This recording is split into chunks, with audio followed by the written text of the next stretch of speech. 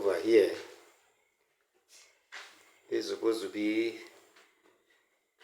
a private ward.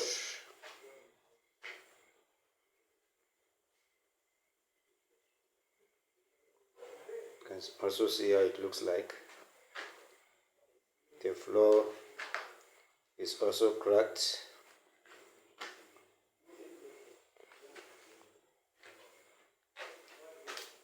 The doors are all bad. You can see the doors. Then the ceiling. In fact, leakages here and there, right up to the zinc. The zinc sheets are also bad. If you are very keen, you will see the leakages.